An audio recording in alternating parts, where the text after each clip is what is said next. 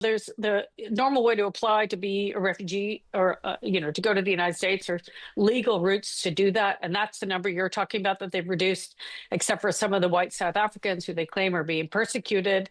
White South Africans in South Africa say that that isn't actually a problem, but it's hard to know what motivates Donald Trump. It is now time then for what is our regular sweep across the world horizon, some of the big stories there, and as before, and I hope in the future, Karin von Hippel's on the line, who was of the US State Department and then went to the Royal United Services Institute in London. Welcome to you, Karin. Yeah, nice to see you again, John. Thanks for rejoining us. Can I ask you then, first of all, about Sudan? We were discussing last week the appalling atrocities being committed by the so-called rapid support force, which killed so many people in the city of El Fasher. Yeah, so, this version of the Sudan civil war has been going on since April 2023. Al Fasher is the last city in the Darfur region that has been controlled by the Sudanese army. And so the Rapid Support Forces, RSF, people call them, have been the ones committing most of the atrocities, but not all. And they have been fighting and trying to push them out. I think they've successfully pushed them out after a few days of fighting. It's a strange one because they're filming their own atrocities and then putting them online. And but Sudan, as we know, has been in some form of civil war as long as I can remember. Even before it separated into two countries. So it's one of these horrible tragedies. There seems to be impunity for what they're doing. Countries are getting involved. The U.S. is getting involved, but they're not making much progress, along with some of the regional parties. Yes, and we see reports now, don't we, that some of the commanders accused of those atrocities in Al Fasher, well, they've now been arrested by their own senior commanders. Pictures of them in handcuffs and so on. So it looks as if the global condemnation of those atrocities in Al Fasher seems to have got through, or is this purely a cosmetic exercise? Yeah, really hard to tell. I wouldn't be optimistic, let's just say, at this point. But it would be good if the U.S. pushed harder. The U.S. is working with Egypt, Saudi Arabia, and the UAE, although the UAE is being accused of supporting these militias, the RSF. But they, of course, deny that. There are resources to fight over. Like in a lot of conflicts, there's gold and minerals, there's a fertile agricultural area. But, all of these conflicts are much more complicated. They're never just about one thing. No. Well, the atrocities in Al Fasher, Karin, it almost defies imagination. We've seen now reports, haven't we, of aerial pictures of the scene. And some of the blood spilt can literally be seen in those satellite photographs. Right. There are numerous humanitarian groups, including a very good one at Yale University that's trying to use satellite photos. It's very hard for anyone to get in there. So we're relying on satellite photos. And then, as we said earlier, videos that are uploaded by the militias themselves. But yeah, it is horrific. It just seems with every one of these conflicts, the situation only gets worse and the atrocities only get worse. And the scale of those atrocities, as I say, absolutely appalling. And we've seen rape as a weapon used. It seems to be a feature of modern warfare in different parts of the world. But in Sudan, well, the examples and the scale of it is maybe particularly horrifying. Yeah, it's not just modern war. Rape has been a tool of war since the beginning of time. But it's, tens of thousands of deaths, millions displaced. There's, going to be food. There already is a famine emerging. The aid agencies can't get in to deliver food. But they're all overwhelmed because, it's not just in Sudan. We have Gaza, we have Burma, we have so many other parts of the world. And at the same time, the United States, of course, has cut back a huge percentage of its support for these humanitarian initiatives. It's cut back 20% of its funding for the United Nations. And other countries have not yet stepped up to the plate to replace that. So it's even worse, actually, because they're not able to get the assistance that they might have gotten before. Could the aid agencies reach these regions? Yeah, I'm just briefly on the context to all of this.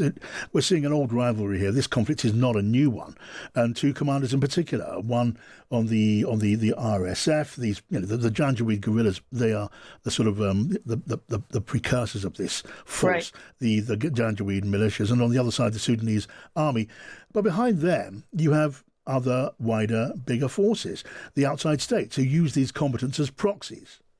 Right. I mean, that's also unfortunately typical in most conflicts that external actors get involved.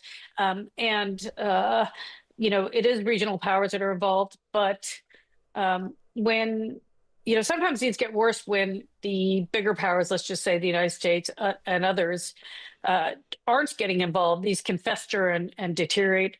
When the US and others do get involved, they tend to put a lot of pressure on them to try to end it. When the Brits, French and others can get involved. So it's very good that people are screaming quite loudly now. Sudan has been one of these ignored conflicts for such a long time that really we do need to be putting attention. It's great that you guys are shining a spotlight on it. Oh, I just want to move on to Nigeria very briefly and discuss the persecution of Christians there. I mean, President Trump has now spoken pretty strongly about this. He's spoken about American troops going in there, in his words, guns blazing. This was Texas Senator Ted Cruz backing up that message. We're also going to talk about a tragedy that has been unfolding in recent years in the country of Nigeria, where more than 50,000 Christians have been killed. The mass murder of Christians in Nigeria has been ongoing. It is targeted. It is systematic. Boko Haram and other jihadists are targeting Christians, are targeting churches, are targeting schools. It's the Texas Republican Senator Ted Cruz. Karin, briefly your thoughts on this. It's become something of a MAGA cause.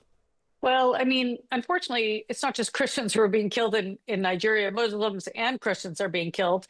The Americans have declared Nigeria, it's called a CPC, a country of particular concern, meaning that that religious groups are being persecuted, but they seem to only be following what's happening to Christian communities up in the north of Nigeria, which is largely Muslim.